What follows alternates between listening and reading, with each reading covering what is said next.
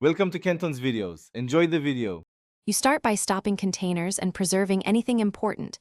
Export images or containers now so you won't lose work.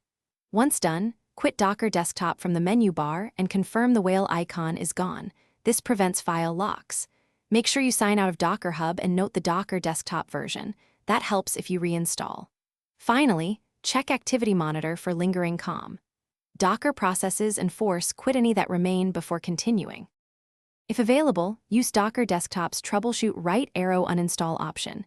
It removes the app and key system components automatically, which is safest. If you prefer manual removal, drag /applications/Docker. App to trash, then run targeted removals for Docker folders. For example, remove ~library/containers/com. Docker.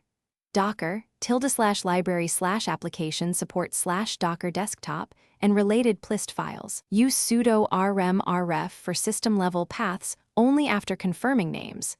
This step, after removing app files, delete launch agents and network helpers like COM.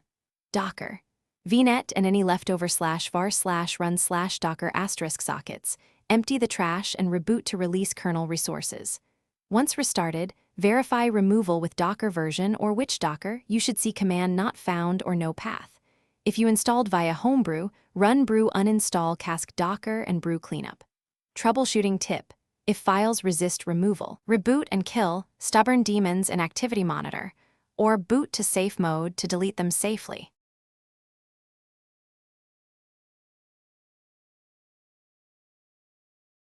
Thanks for watching. Consider subscribing if we helped you.